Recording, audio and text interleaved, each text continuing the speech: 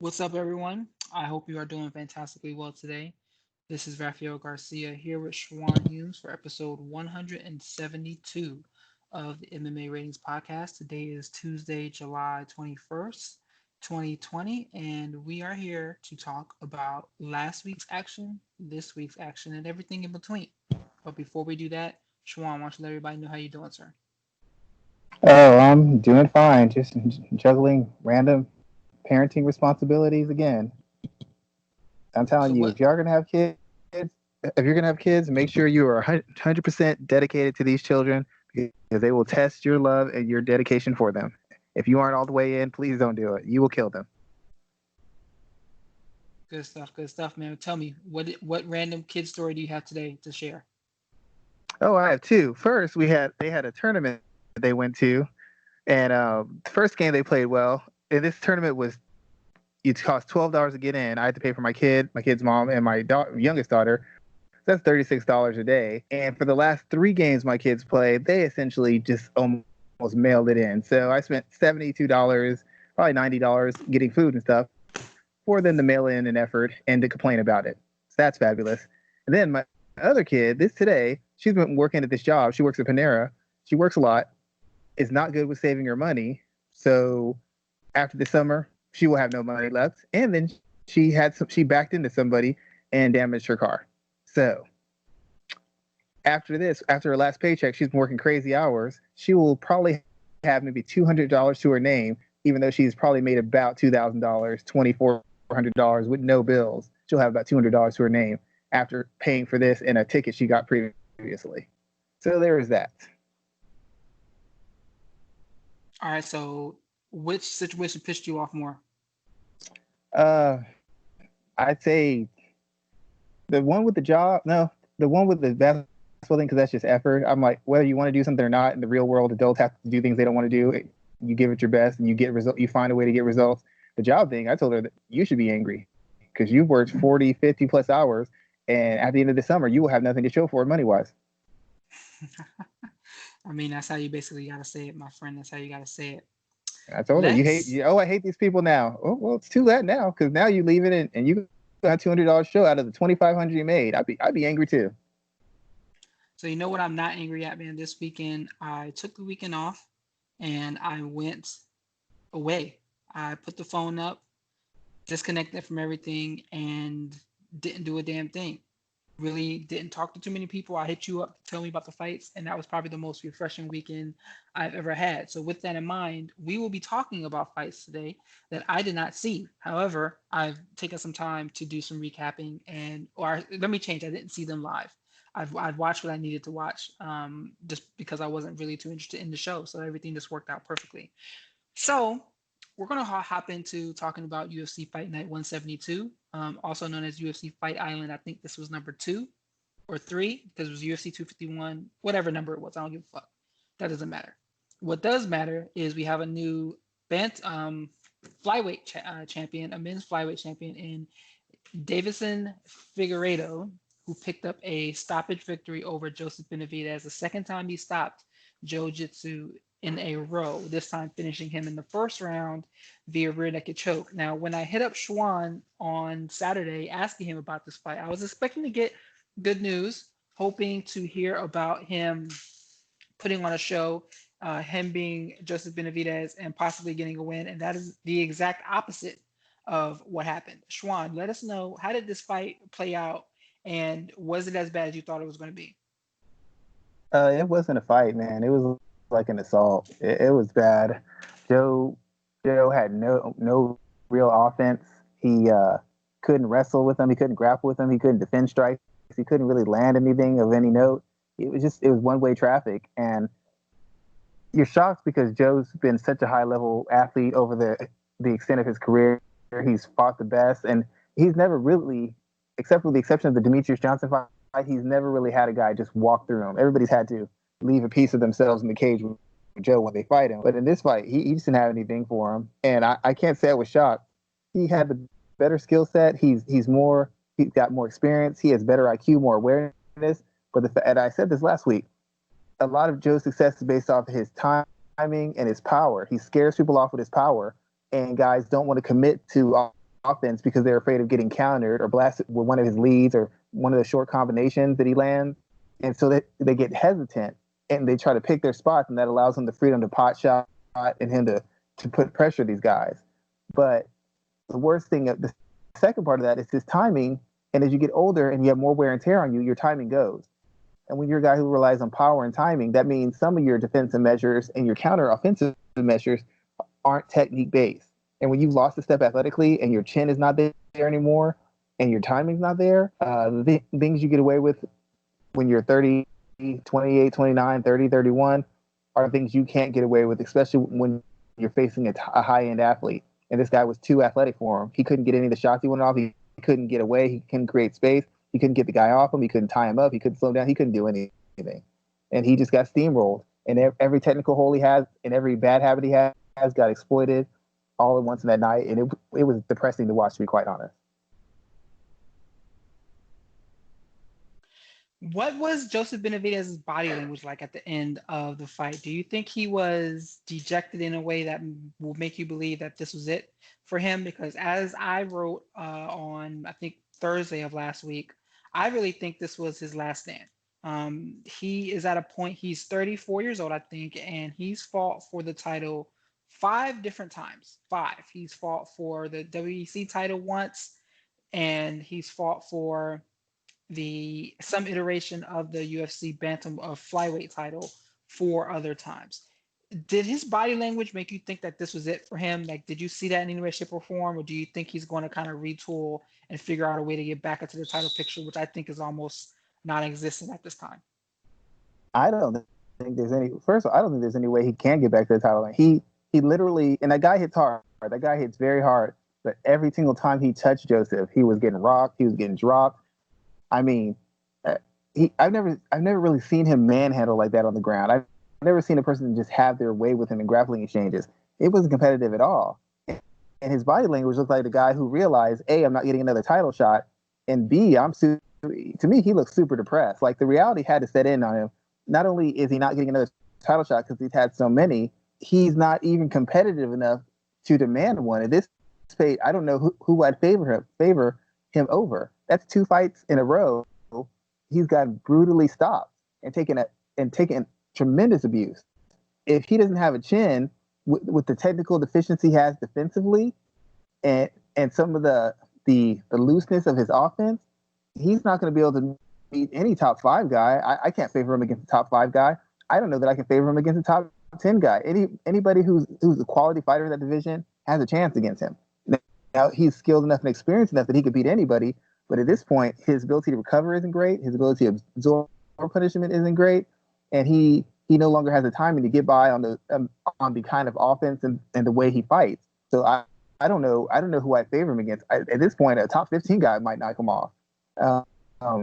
He just seemed dejected. The reality set in. He knows there's not going to be another title shot. And if he keeps on fighting, he's literally just fighting to fight. And if you're here to be the best, and you realize that now you don't have an opportunity to do anything other than be a placeholder or a guy who knocks off young prospects, it's got to be a very sobering thought for you. And there's nothing that he's going to be able to do that's going to be able to change anybody's mind. Not after these 2 last losses. He has no grounds to stand on for any title shot or anything else, to be quite honest. It's pretty much the end of the road for him as far as I'm concerned. I don't know that he'll stop, but it is the end of the road for him as an elite fighter. Okay, good thoughts there, because I can kind of agree with you on that. I think that he is in a place where he's not the Joseph Benavidez that's beating the hell out of everybody anymore and staying at the top of the pecking order. Let's talk about that. You know the sad thing about him? Before we get into that, the sad thing about it is in his prime, he wasted his prime in the UFC circling around the division, hoping that Demetrius Johnson would lose so he'd have a second shot at that title.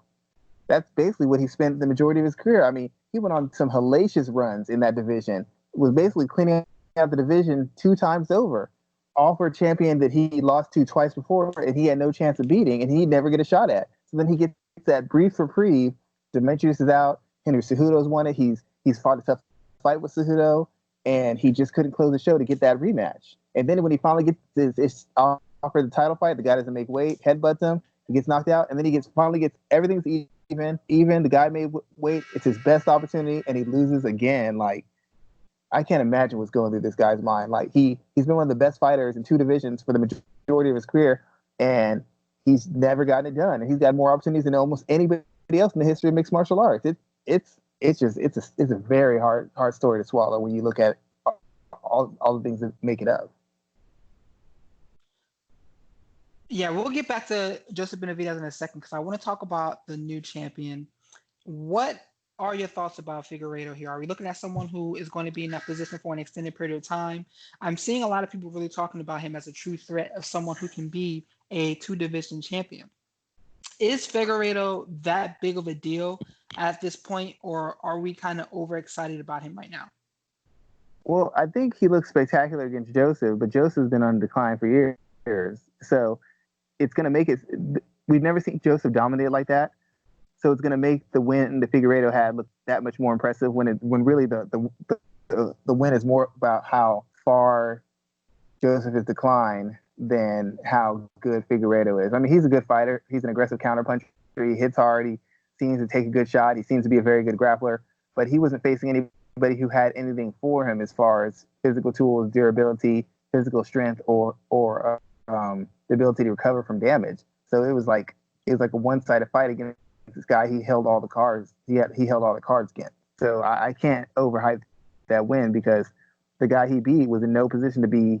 Really didn't deserve that position. To be, if we're being honest, he got that on name. He got that on name brand, name recognition. He didn't get that because he earned that. He didn't have it anymore. Well, I think we could say that he did earn it in a sense. I mean, he's the last person to defeat Henry Cejudo. He beat Jussier Formiga, and he beat a bunch of other guys who were at the top of that division. So I think he did earn it. The one thing that rematch, no. That rematch, no, man. I'm sorry. I said the rematch, it just didn't make sense to me. Yeah, even with the weight loss, it was a bad matchup. Like, when you saw the fight, I was like, that guy was just ragdolling him. He couldn't. Every time the guy touched him, I'm like, what are you gonna fix in the next 6-8 months was gonna allow you to handle that? He's never been a slick defensive guy. He's not that dominant a wrestler anymore. And even though he can hit hard, he's hittable too. So it's a 50-50 on any exchange. Like, I didn't see. I mean, I thought he could eke it out maybe, but the signs were saying that he wasn't going to win this, and a lot of things had to go right for him to win. Okay, I'll take that breakdown there first, and like I said, we're going to come back to Joseph in a second. Figueiredo, he's talking about fighting in two weight classes.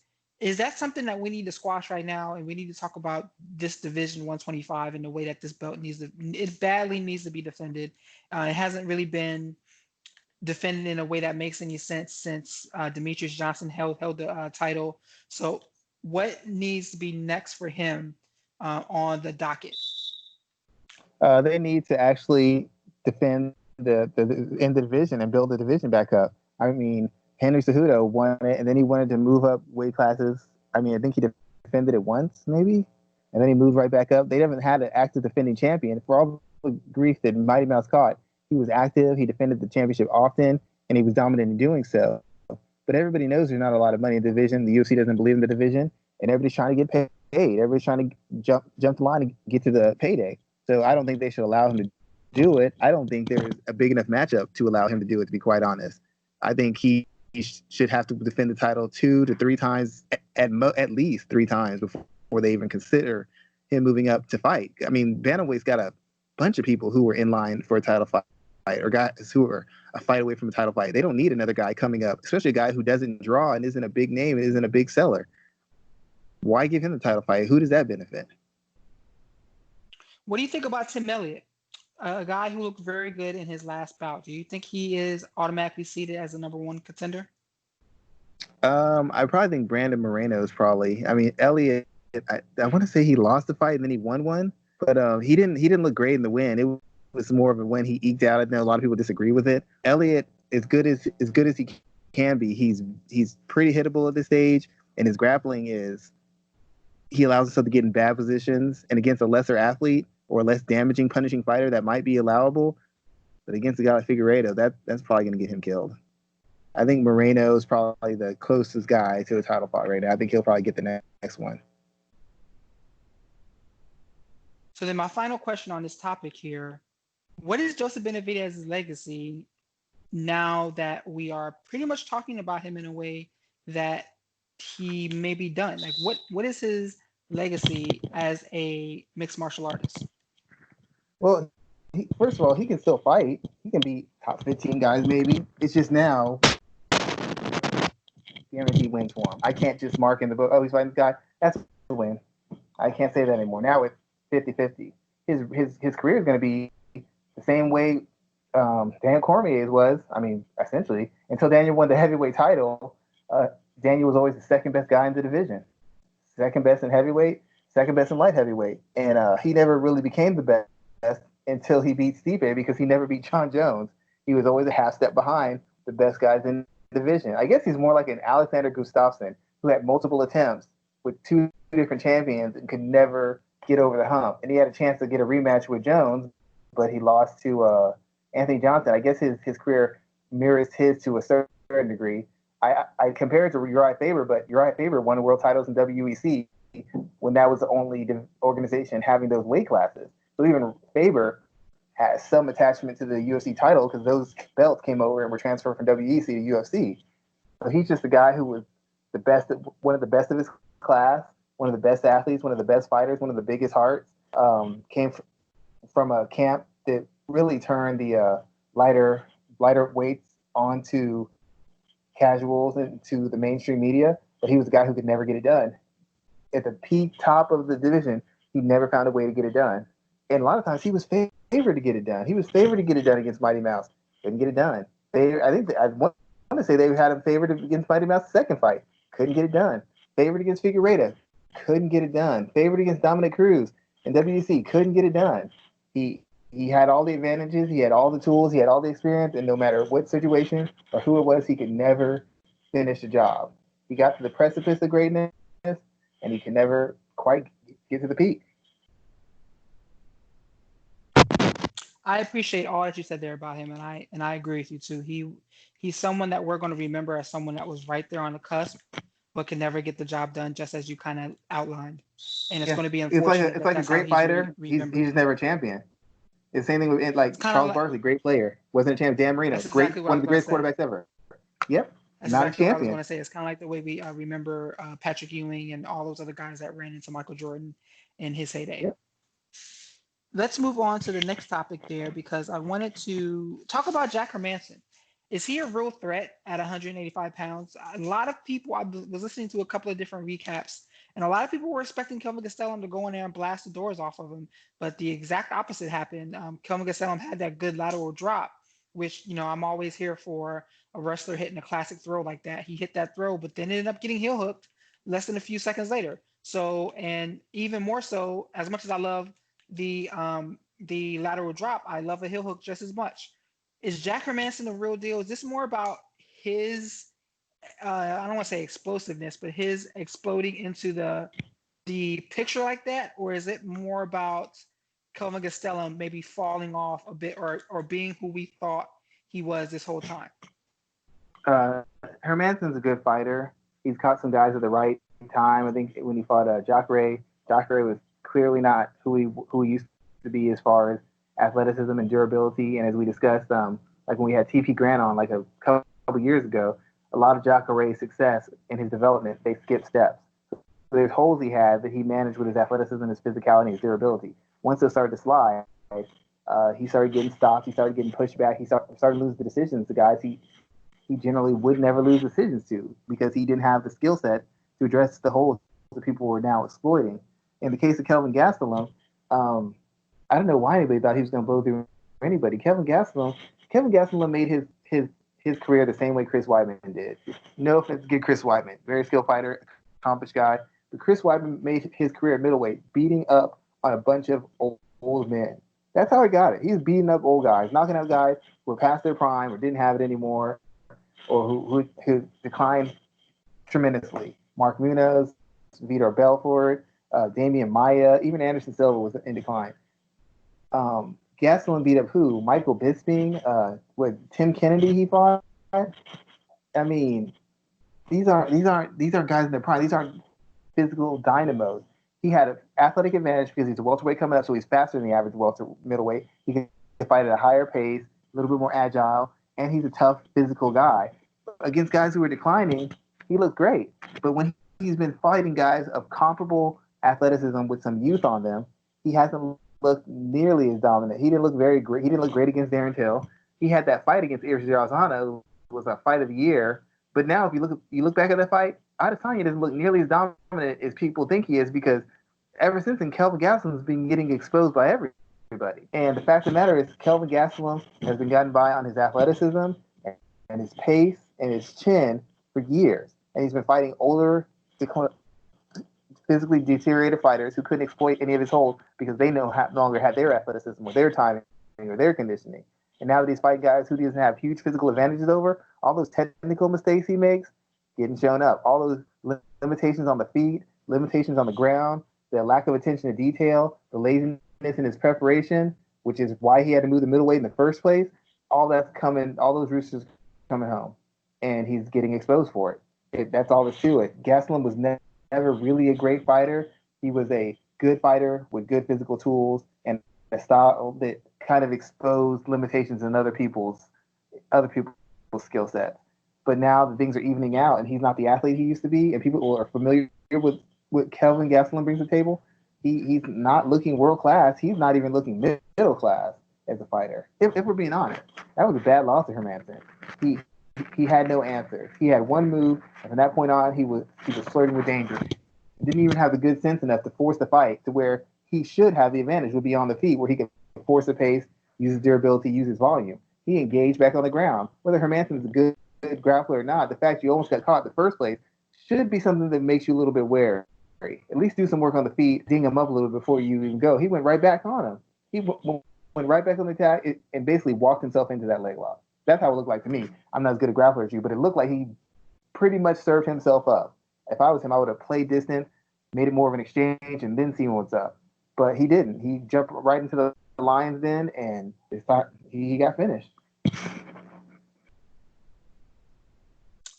I mean, you're on it today, because that's exactly what a lot of people are saying in reference to his rise. I found it really interesting that I've read a couple of breakdowns about how he did make his mark. Schwan, what sound is that? Schwan, can you stop whatever sound it is? How he did make his mark, beating up a lot of guys who were past their prime. And they pointed that out pretty heavily, because that's what a lot of his career has been at this point. And when he faces people who are at the same stage of their career, he falls off. Even the Chris Weidman fight, as you mentioned, he looked good at the very start there. And we know Chris Weidman is on the decline. And he looked good there. He started out well, but then it fell straight off. Yeah, I mean, and to that degree, he never won the title. If you look at Chris Weidman, what happened when he started facing young guys? Luke Rockhold beat him within an inch of his life. Yoel Romero, who's immortal, beat him within an inch of his life. Gegard Mousasi beat him within an inch of his life. The only young guy he beat was Kelvin Gastelum.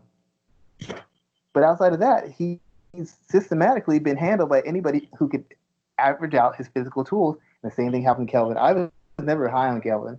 Thought he was a great guy, had a great story, had great pace, had great maybe drive and activity, but I never thought he was a great fighter. And I routinely said that, and people kept talking about winning streaks. I'm like, but who is he beating? That's what it comes down to. And it's great for Hermanson, because Hermanson got him at the right time, and Kelvin Gastelum still has a name. But I mean, if you didn't see this fight coming, I don't know what to tell you. This is probably one of the easiest fights to call of the year. Gastelum has plateaued 4 or 5 years ago, and he plateaued 4 or 5 years ago. He's steadily gotten worse the last 2 or 3. I agree with you there, sir. Kelvin Gastelum has been an interesting individual to me, and I think he just hasn't been what we thought he was. What's interesting is I'm not gonna say he hasn't been what we thought he was. I think he is what we thought he was. I mean, to be honest, someone who got through on the show on his wrestling. He's evolved a lot, but he's not going to be that elite name, that top guy. And I think this is really kind of coming into play. He was supposed to be elite. He's supposed to be a champion. Yeah, he was definitely supposed to be a champion at some point. I want to also talk about Ariane Lipinski, however you say her last name. That knee bar she hit, I am blowing a chef's kiss to that knee bar that she finished in the first round to get that submission. I think it was a big there. I really don't want to talk too much about that, but what did you think about that finish? It was an impressive, savage finish. I don't know that it was against an opponent who had a skill set or physical tools to deny her that finish. So I think it was kind of a showcase fight. They've been trying to give her a fight she could look dominant in, and then pretty much for the first time in her entire run in the UFC, she looked devastating. So it was a good win. It was good technique. It looked impressive. It was very damaged. She looked very savage. But at some point, they're going to have to put her back in with legitimate competition, and we're going to see if she's worth all the money and all the hype. And she hasn't been. Maybe this is a new approach for her. Maybe she's going to start working her grappling chops because her striking has been very lackluster and very, very platonic as far as the skills I've seen defensively or offensively. So maybe she's figured she's got to take another approach to this to reach her full potential. But I mean, it's an impressive win. It's going to make some news. It's going to give her some momentum. But at some point, she's going to have to start fighting somebody on her level as far as a name and on her level as far as ability. And then we're going to find out. We're going to find out what she is because we still don't know what she is. We still have no idea of how good she can be because she hasn't really done it against anybody who knows, and she still hasn't. You're not wrong there. Anything else stood out to you on this card? Not really. It was not the greatest card. I mean, it wasn't bad, but it's not one that if this was a pay-per-view, I'd tell you it wouldn't do 1.3 million. No, it wouldn't do 1.3 million at all. What also won't do 1.3 million, maybe combined, I think, is the MMA action we have coming up this weekend. We have 2 fight cards scheduled. Bellator is coming back to the scene finally with their event coming up this weekend. And we also have UFC on ESPN 14. We're going to talk about that first because we have a big main event with Robert Whitaker and Darren Till at 185. This is pitting former champion Whitaker against former welterweight title challenger Till. Till was one of those guys who's gotten a win over Kelvin Gastelum. That was a split decision, which I don't think was as close as we thought it was back then, but it was still a split decision. Schwan, that scraping sound. Thank you. So let's talk about this fight here between Whitaker and Till. Till said, I saw an interesting headline from him today where he's basically saying that after he beats Whitaker, he deserves a title shot and nothing less. I totally disagree with him. At this time, I 110% disagree with him. What do you think about his statement there? Do you think he deserves a title shot if he can defeat Robert Whitaker? Oh God, no! Based off of what? Whitaker got totally demolished in his last fight. I don't understand how you would justify a title shot beating a guy who got KO'd unless he knocks him out faster than Adesanya did. If he knocks him out even faster, I could see a loose argument for that. But if it's a decision or a contested fight, even if he finishes it, but it's a tough fight, how would you justify that? You had to go 3-5 rounds with a guy who this dude smoked in less than what, a round and a half, round and a quarter? No, that's not going to be enough. Beating Kelvin Gastelum and Robert Whitaker, maybe the UFC likes it because they think he's marketable. But as far as legitimate earning the fight, beating those two is not. Beating Kelvin Gastelum means nothing nowadays. So that's like a win that didn't even happen. Beating Robert Whitaker isn't going to cut it. Robert Whitaker off of what, almost a year off? No, that's not going to do it. Not going to do it for me. What about Whitaker if he wins? If I'm Whitaker and he wins, that doesn't get him a title fight either. He beat Darren Till, whose only win at middleweight is over Kelvin Gastelum, and who got smoked by Tyron Woodley about 6 to 8 months before that. This dude hasn't built any momentum up to be considered a contender. The only reason he would get a shot is because the same thing at welterweight where they feel he has some star potential, so they're gonna put him in position early. I'm not saying he can't fight. I'm saying he hasn't beat anybody to deserve that opportunity. And Robert Whitaker beating him doesn't prove that to me either. To be quite honest, if it's competitive, it's the same thing. Works in reverse. If it's a competitive fight, he definitely doesn't deserve it. Even if he knocks him out quick, he doesn't deserve it. Darren Till hasn't done anything in middleweight to demand that kind of respect, that kind of attention. He'd have to beat someone like Cannonier. Hell, I'd even settle for a win over Anderson Silva is more legitimate than a win over Darren Till at this stage.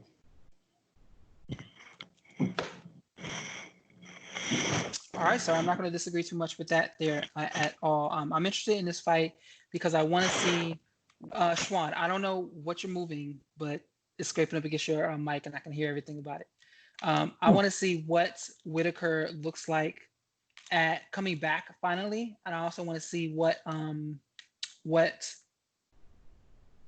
Till looks like at 185 against someone who is a threat. I'm a little concerned because I'm always, as I always am, about Whitaker and his physical state. Schwan, you're still giving me a lot of feedback. I'm trying not to move. Oh, there we go. That's why. Go ahead. Sorry. Okay. So I'm always worried about Whitaker and hold on one second. I'm always concerned about Whitaker and what his physical state will look like when it's time for him to compete. But let's really kind of see what that looks like, because I think that he is an interesting threat at 185 pounds still, even at this point of his career. But I just think that he kind of needs some big wins and some time away at the same time, and that's what bothers me about him. We know he's had issues with injuries. We know he's had other problems I know he had a situation with his daughter. I want to say it was before his last fight that he had to pull out of that one. So like, I wanted to see what this guy will look like when he gets back into that title shape and that title place, like he was when he fought Yoel Romero back to back. Yeah, the biggest thing with Whitaker is that he's been through so many wars. Even the fights he's won in short order, like it's just he's taking so much punishment in fight after fight after fight after fight. You're only got so many punches you can take, so many kicks, so many miles you can take on your body. And you think in his career, he's had just tremendous. He's taken tremendous beatings, even in wins. He's been in tremendous wars, win or lose, and you just wonder when you get to your expiration date. Now, I think taking the extended time off is good for him, but you have to wonder if that 6 to 8 months or whatever or so is enough to make up for the pretty much, I don't know, 3-4 years of damage he's put his body through. And if you go by skills, he's the better fighter than Till by far. He's a cleaner boxer. He's more defensively sound. He's better on the counter. He's better on the lead. He's probably the better grappler. He's probably the better wrestler. The thing that makes it interesting is Till is notoriously durable, and Till has his length, long strikes, long left hand. He's physical. He can be a handful in clinches and handful in exchanges. But as far as skills go, it's not really, based on what we've seen from each fighter, it's not close. The problem is, can Whitaker fight at pace, and is Whitaker's ability to take a shot and recover from damage the way it used to be? If it is, it'll be an exciting fight. The Whitaker should win impressively. If it isn't, all bets are lost. Everything's up in the air, because a lot of Whitaker's success has been his durability and his physicality and ability to fight at pace. If he's compromised, he can't do that. And if he can't do that, he's not the same fighter. And even if he's making the right changes to his skill set, as far as maybe wrestling more, being a little bit more defensively sound, picking his shots, that takes time for your body to acclimate it to. If you're used to going all out, your body's acclimated to that. Being defensively sound, even throwing less punches, is more stress on your body, because your body is not conditioned to that in live situations. So it actually takes more energy, even if you're being more efficient and you're being more defensively sound, because your body hasn't conditioned to it under live fire. So any adjustments he makes, this is the first time he's been in with a name opponent or a world-class opponent. It's the first time he's been in the cage in almost a year. We have no idea what he's going to look like. We have no idea how much punishment we can take. We have no idea if he can really stick to the adjustments or growth he's made during this time. We don't even know if he's made any. Maybe he thinks everything's okay and the same recipe will get him right back to the title. We don't know. All I know is Darren Till did not look great against Kelvin Gastelum. He didn't look like a world-class striker. He didn't look like a guy who's got better as far as grappling or his wrestling. He looked like a big, tough, long guy with decent work rate and some accuracy to his shots and a little bit of width in his striking. He didn't look like anything special. And for him to beat someone of Robert Whitaker's caliber, if Robert Whitaker is healthy, he'd have to be special. Darren Till is not. But if Darren Till beats Robert Whitaker, that doesn't tell me Darren Till's special. That just tells me Robert Whitaker is no longer special. He's no longer one of the elite guys in the division. Great breakdown here. So last question I have in reference to this main event. Does it go all 5 rounds? I can't imagine it. I think if it goes all 5 rounds, I don't really think it does. I think it's 50-50. Either one gets knocked out. I do not know what Whitaker has left. I really don't. When you've taken that kind of punishment, your chin can go overnight. And as durable as Till has been, he wasn't. He didn't run through Kelvin Gastelum. And when Tyron Woodley put that clean shot on him, he sat him down too. And Whitaker hits at least as hard as Woodley and is twice as active. Thank you, sir. Thank you, sir. Thank you, sir. The next fight I want to talk about on this card is Carlos Barza versus Marina Rodriguez. I think this is a big fight. And the reason why I think it's a big fight is because Carlos Barza does not go away. She's been relevant in this division. I mean, I remember, I'm actually writing a piece about this. I remember when she got her doors blown off of her by Joanna Jacek. I meshe got beat up in a way that we thought she would never be a relevant fighter in this division after that. But she suffered some tough losses since. She suffered that one-way beatdown by Tatiana Suarez as well, but she does not go away. She's facing an undefeated prospect. I think she's 12-0-2 heading into this fight. What does this fight mean for Carla? If she gets a win here, does she cement herself as a number one contender for that title? Or is she being fed to a top contender in a way that is kind of setting her up for the L? I think the UFC sees this as kind of a no-lose situation for them. If Esparza wins, you've got another contender for the title because she would have won 3 out of 5, 4 out of 5, 4 out of 6, something like that. And she's got name value, and she's a former champion, so it's easy to spin her back into a title fight against a new challenger, especially now that she's on a run and she's beaten some youthful opponents who've had athletic advantages. And even in her losses, like when she fought Suarez, she gave a pretty good account of herself against Suarez. And even the fight against Goodell when she lost, that was competitive. That wasn't a blowout by any means.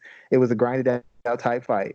So if she wins, you instantly have a contender and you have someone of a name value you can put in with the champ. If the other girl wins, she's beaten a former champion who's been on a win streak, who's fought name girls, who's never really been dominated, and has been competitive with everybody.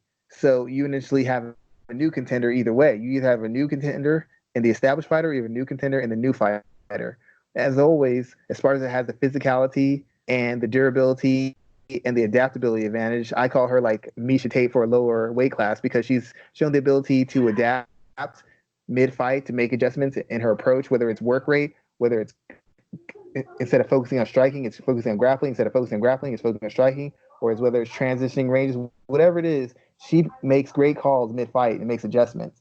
And one thing that separated Carla Esparza from almost every fighter, male and female, is she has actually gotten better. Carla Esparza is a better striker than she was 3 years ago. She's a better all-around mixed martial artist than she was 2 or 3 years ago. Before you put her on her back, she was garbage.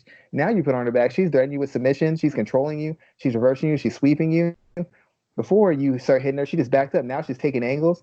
She's winning exchanges. She's putting shots together. She's really dedicated herself to the art of mixed martial arts and slowly and incrementally improved, whereas a lot of girls have just stayed the same. So I give Carla Esparza a lot of respect. The win over her still means a lot. But the UFC is just taking this as we win either way. We either have a new young contender or we have a reestablished old contender. Either way, it gives us potential contenders and new challenges for the champion. And that's all they really care about. They don't really have an invested interest in either one because neither one of them has that star quality like a Rivas might have. She has star quality. These two, win or lose, aren't the kind of people who are going to take the sport to the next level or the division. Tell me about Rodriguez. I don't know a lot about her, but tell me a little bit about her. She's fair. I mean, in my opinion, she's not a standout martial artist. She's not a standout fighter. She's conditioned. She's fairly athletic. She's tough. She's explosive in certain spots. I don't know that she puts the whole game together. She seems like one of those fighters who kind of does one thing and does the other. She can strike, grapple, wrestle. I don't really see her transitioning between ranges as effectively. I don't know that she can effectively bully a fighter who's comfortable with a certain level of contact and comfortable with a certain level of physicality. I think a lot of the wins she has is a matter of her having clear athletic advantages and clear physical advantages over opponents, and having opponents who don't know how to deal with that. They don't know how to respond to someone who doesn't let them have their way. Unfortunately, in facing Esparza, she's gonna have a fighter who mentally won't shut down or mentally won't break when she's not getting the spots she wants, and who's willing to work her way out of spots that she doesn't want. The best example would be when you saw her fight against Cynthia Calvillo. I mean, she had her moments, but she could never really take that fight over. She couldn't separate herself. And Calvillo, even though she had a really big win recently, hasn't really improved in 2 years. And the fact that she couldn't figure Calvillo out or shut Calvillo down is very concerning to me. It shows chinks in her armor that tell me that someone with Esparza's class and Esparza's experience is going to be able to exploit her, because she couldn't force the pace to overwhelm Cynthia Calvillo, and she couldn't slow Cynthia Calvillo down enough where she could physically control her and kind of exert her dominance or showcase her dominance in grappling exchanges or in striking exchanges. That's kind of concern for me, that she couldn't make an adjustment, whether with her aggression, her work rate, or the technique she's using. She was just doing the same thing over and over. It was working, and then it stopped. And she had no ability to adjust and reassert her control. And against somebody who has the ability to adjust on the fly, that's a problem. I mean, beating Tecia Torres doesn't impress me. Tecia Torres, for all, is a very flawed fighter strategically and technically, and beat Jessica Aguilar. Jessica Aguilar at that point had nothing left. She declined physically, can't control where fights happen, isn't a good striker, and having a draw with Randa Marcos. I mean, it's the same thing as fighting Cynthia Calvillo, two very one-note fighters who have a hard time putting things together, and you couldn't find any way to compete at a level to separate yourself from them. You basically had success, and then you didn't, and you had no ability to regain that success, that momentum. That's a concern for me against somebody with Esparza's IQ. You remember when Jessica Aguilar used to be the best lightweight, or was it 125 fighter in the women's world? Her and Esparza was supposed to be the fight. They won it. Hello? Yeah, it's crazy how time flies. It's crazy how things change. Aguilar's out of the sport, and Esparza still, she's like a win away from being top 5. Yeah, it's funny how that completely shifted. They brought in Aguilar expecting her to win the belt that season, and look how that played out. One more thing about Rodriguez. When you look through her record, you see early on it's these dominant decisions, it's these stoppages, it's these TKOs. But when you start seeing that talent level and that skill level out a little bit, she doesn't look nearly as dominant. She can't put a stamp on these fights. She beat Torres, but it wasn't dominant. She beat Aguilar, but that's Aguilar. Marcos and Cynthia Calvillo are the two best opponents she's faced, and she couldn't separate herself from them. That's a problem. As good as they are, as tough as they are, they're pretty much a blueprint has been built for you to beat them, and you either couldn't follow it in preparation and training and execute, or you couldn't figure it out on the fly. That's not a good sign against somebody like Esparza.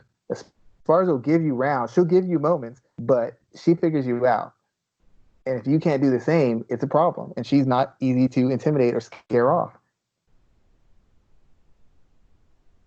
Great stuff there, man. Great stuff. Last thing I want to talk about on this card is a reference to one thing that is probably going to be a little bit mean, but there are 3 fighters on this card that are over the age of 40 years old. 3. Of these 3 individuals, who retires first? Mauricio Shogun Rua, Antonio Rodrigo Nogueira, or Fabricio Verdun? If I had a choice, I would think Nogueira, win or lose, has to be out of this. I can't imagine why he'd want to continue to go on. It's clear that he's not who he used to be. He's not even super active. This will be, his first fight since November 2019. That was off a draw. I don't know why he would. Excuse me, that was not him. I'm sorry. I would say Nogueira. He's taken the most punishment. He's really the furthest back as far as being a contender in the title position. He hasn't put a lot of big wins together. He hasn't put a lot of wins together at all. They're making this fight hoping to get some heat from their previous rivalry and pride. I would think he'd be the person. I think Verdun still thinks he can fight.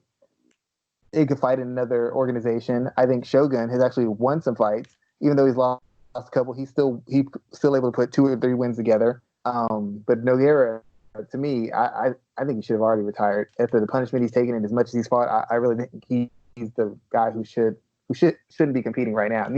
Him and Shogun shouldn't be in this sport, but at least Shogun's put 2 or 3 wins together in the past 4 or 5 years. Nogueira has done nothing of the sort.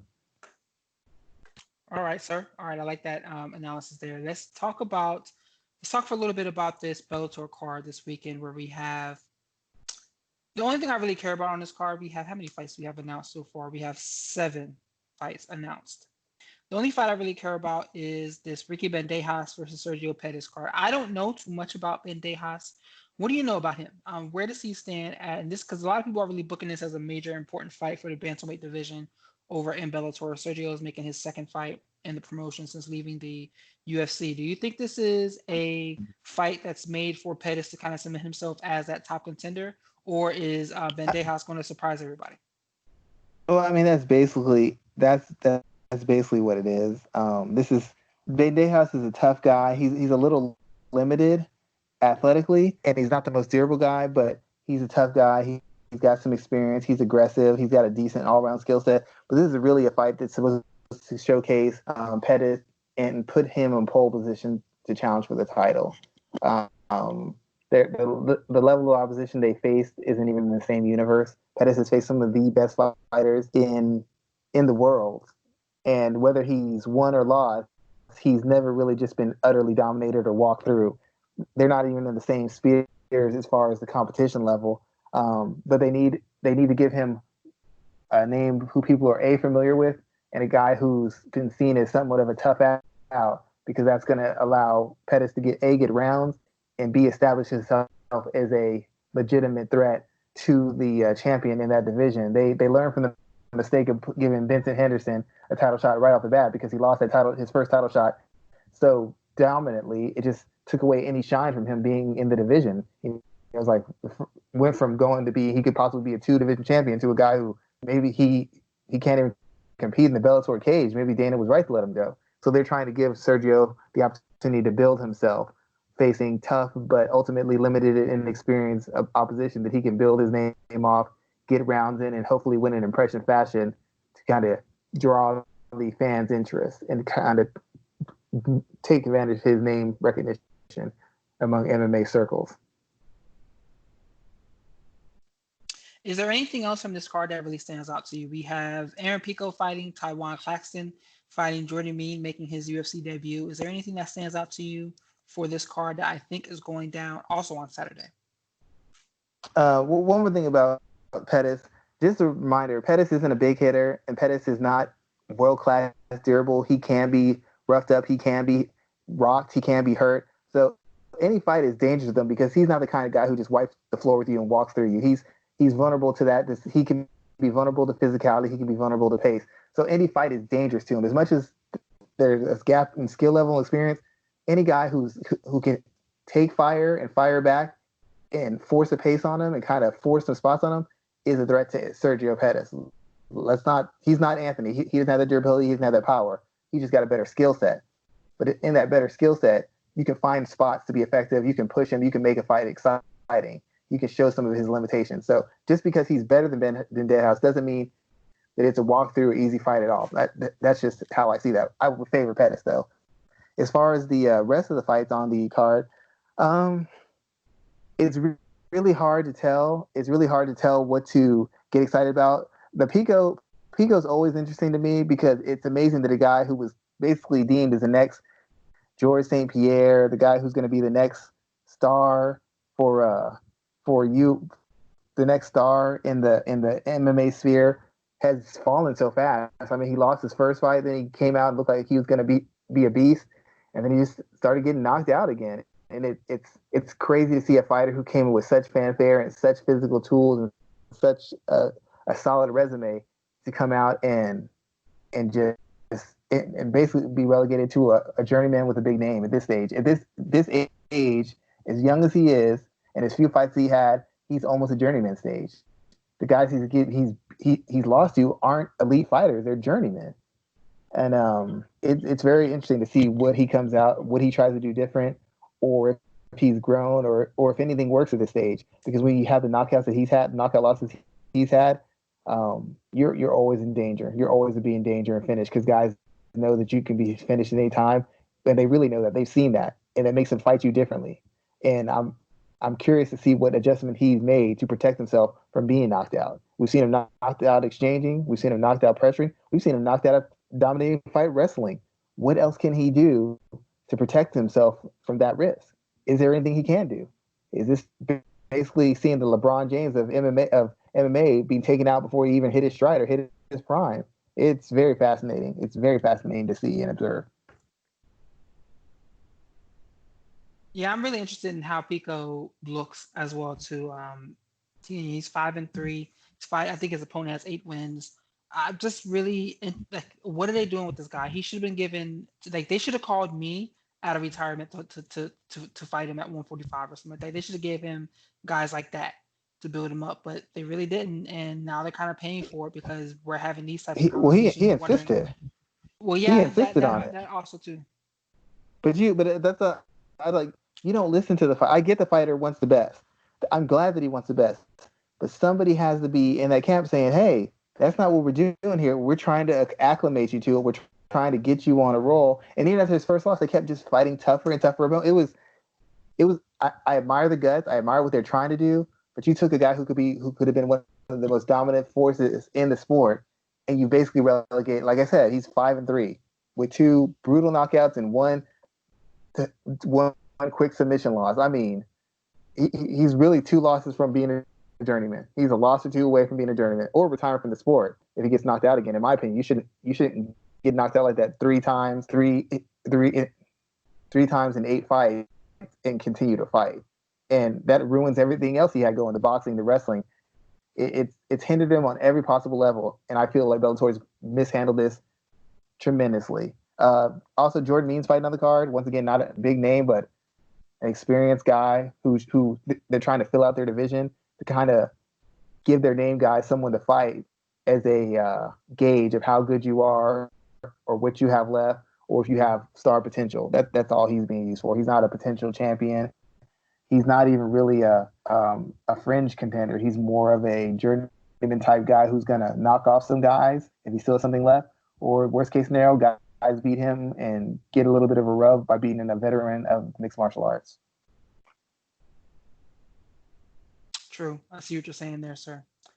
Let's move on to our listener questions here. We have, how many questions we want to talk about? 3. The first one we kind of hinted at, joking around, but what age, if you were, let's say you were managing a fighter and you were basically in his corner running the show, at what age should fighters consider retiring? We have 3 guys who are over the age of 40 fighting this weekend. All of them are heavyweights. We see a different situation. Well, actually, not all of them. Shogun's fighting at 205.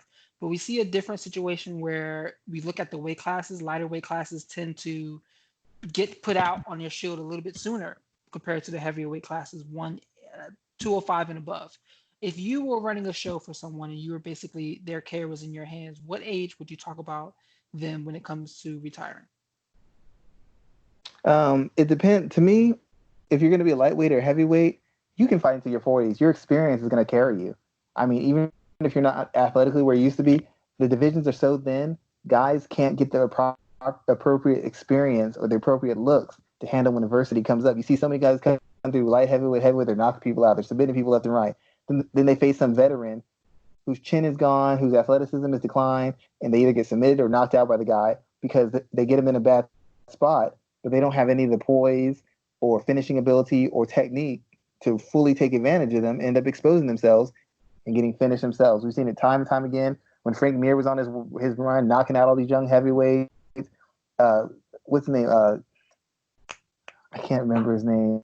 The one who just beat Anthony Smith half to death. Glover Teixeira has been knocking off every hot stuff, light heavyweight prospect for the last year and a half, last 2.5 years, 2.5, 3 years. He's been wiping the floor with them. They beat the hell out of him first round. Then he turns around either beats the hell out of them and stops them or submits them. The guys don't have enough time to face the right opponents to develop their awareness, their IQ, their skill, or the defensive tactics under pressure. and these experienced guys exploit that. As far as the age, my thing isn't the age you retire; it's the circumstances under which you're fighting. You taking 4, 5, 6 brutal knockouts. I don't know that you should be fighting anyways, regardless of what age you are. It depends on how you're losing. Are you losing in close decisions? Are you losing it where it's punishment that you can manage, or are you just getting flatline? Are you taking 5 rounds of punishment? Are you taking 4.5 rounds of beatings and then succumbing? That's what I would determine it by. Like I said, you can lose a fight and be competitive and take a reasonable amount of damage, or you can lose a fight and get beaten pillar to post that changes you as a fighter for the next 2 years of your career. If you're having those kind of fights, if there's a second or third one, you need to call it a day. I don't care if you came back and won. I don't care if you got the flash KO, flash submission. Those fights take years off your career. And if you are anywhere near elite or you have the potential to be elite for 5 years, fights like that take about 2 years of that off your career. So if you're taking those kind of fights and you're in those kind of wars repeatedly and you're not moving up and getting rewarded for it as far as the opportunities or life-changing money, you need to stop, because the money you're making isn't going to take care of you and the problems you're going to have as a result. It's all how you're losing and how you're winning. How you're losing and how you're winning. No problem. We can talk. We can lean on that, because I definitely agree with you. Next question is reference to Bellator. Did they make the mistake of coming back too late? So we know that UFC jumped in early. They had a lot of support among fans, among the structure. So they really went out of their way that to make sure that they were first. You know, that's what Dana White kept talking about. First, and they were definitely first. So Bellator is now coming back into the fold. Are we in a situation where fight fans are kind of over it? Are they Bellator dropped the ball big time. They were never in the running for the being the top 3 position is in mixed martial arts. In fact, all 3 positions are held by the UFC. UFC first, UFC second, UFC third. Gold, silver medal, bronze medalist. UFC's got them all. Bellator was already a disadvantage. They don't have the names, and they don't have the depth, and they don't have anything that separates them. They used to have the tournaments. They don't even have that now. The little heavyweight tournament gave a little bit of momentum, and then they just let that die out. Essentially, Bellator, probably, if they could have, they should have been throwing as many events as possible. And Dana White knew that if they waited for the pandemic to get under control, for things to slow down, they would have to compete with all the regular sports that are coming back and whoever else was in the MMA sphere putting up fights. So Dana struck where the iron was hot. He brought in new fans. He gave them big, sexy fights they wanted to draw them in. And now they're firmly in that lead dog position. Now they're going to be passed up by the NBA. We know that's going to happen. But the fact of the matter is they're going to be a strong second. I mean, we don't even know there's going to be a football season or a college football season. The UFC has been the most consistent sports product in America, or pretty much the world. And Bellator had a chance to get in on that and kind of separate themselves, or at least have themselves in that conversation, and they dropped the ball. I mean, I get why they had to drop the ball. I get what happened, but this was an opportunity they couldn't afford to miss, and they missed it. Not saying they would have had great cards, but just have something out there for that consumption that the fans get accustomed to. Like, we don't have football, we don't have basketball. You had 4, 5, 6 months to yourself, and you got nothing. And now you're coming up with a card that's not particularly strong. It doesn't have a lot of name value. After the UFC did 1.3 million 2 weeks ago, after they did $1 million before with Gaethje and Ferguson. I mean, they're probably not going to be in any worse situation they are, but they had a chance to improve their spot, and they did not take advantage of it, in my opinion. I mean, I totally agree with you there. And it's funny because we see the NFL is struggling. They have, I want to say 30 some odd players today, like 3% tested positive for COVID, and haven't even started testing full scale. So we are in a point where people are feeding for sports, but we're getting what we can get. And MMA could have been the first, the first and the best, you know, I guess to kind of set the stage for everyone else. And Bellator could have been a part of that conversation. And unfortunately, they missed out on that. Last question we have, because we haven't really talked about boxing too much. Are there any boxing fights that you're keeping an eye on, looking forward to over the next few weeks? I know Virgil Ortiz, a young fighter for Golden Boy, is going to be fighting. I think Oscar Valdez is going to be fighting Miguel Burchelt. He won a fight tonight, and I think that'll be the next fight lining up for him. The biggest thing I find about boxing, the most interesting thing I find about boxing is, one, there's been a bunch of scandals. Jarrell Miller tested for performance-enhancing drugs, and he's a guy who's failed multiple times. Not just failed multiple times, but failed multiple times with multiple drugs in his system. So that's been a big story. But secondly, the biggest story in boxing has been all these fighters are saying, I'm not going to take pay cuts. I want my full pay, even though we're coming out of a pandemic. And the thing about that is, if you want your full pay, you can no longer get by on fighting a guy who's 15 and 15 or 15 and 17 or 17 and 13. You're going to have to fight name guys. People are not going to come off their hard-earned money to see you fight somebody who they know you're better than or who they know you have a huge advantage over. They're going to pay for competitive fights. And these fighters have gotten used to fighting tough but limited guys and making $5 million. That ain't happening no more. Ain't nobody got the money, the spare income to throw away to see their favorite fighter fight some pushover. You're going to have to take real fights with real threats and real names. Like Gervonta Davis is going to fight Leo Santa Cruz. That fight's been talked about for 2 years. That fight never came close to happening. But these guys want to get paid, and the only way they're going to get paid is that they take some risk. And now you're going to have to start seeing fighters have to take risks, because you want $10 million to fight. I want you fighting a $10 million threat. I want you fighting somebody I recognize as a good fighter, not some top 25 guy who's crafty and tough and never gives up. We've already seen that. We've already seen the guy who you have to tip your hat to him because he didn't give up. I don't want to see don't give up guy. I don't want to see hustle guy. I want to see a guy who's a 50-50 chance of beating you, a guy who's fought top guys, and now after you beat him, I know how good you are. Tired of seeing the squash matches. I'm tired of seeing $4 million to see Danny Garcia beat up Rod Salka or a faded Brandon Rios. I want to see you win with a live dog. And these guys are going to have to start taking tougher fights to justify the salaries they're getting, because they don't want to take pay cuts. Don't take one. But you got to give me my money's worth too, because I've been working in 6 months, and I'm not giving $49.95 to see you fight somebody who's a pushover. I'm not even turning on the TV to see you get an easy KO. You want my money, you want my attention, you better bring somebody who demands my money and attention. And that's the biggest battle that's happened in boxing nowadays, because they have had some freedom and some power. They've empowered their fighters, and they've gotten a little comfortable. And I know it's a dangerous sport. I get the risk. I'm not a fighter. I get it. But I'm a family man. You're a person who has bills and expenses. You want to pay to see an undefeated fighter who's got 2 world titles fight a guy who's 17 and 15? I don't.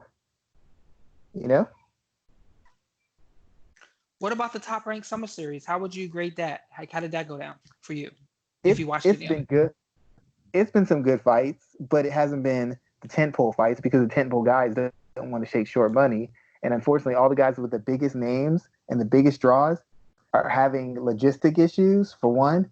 And two, these guys want even more money to fight a name guy. I want $5 million to fight a bum. I want $15 million to fight a really good guy. And this guy, a really good guy, all the really good guys are in different organizations, different promotions. And so it makes it hard to get the fights you really want. So a lot of fights have fallen through.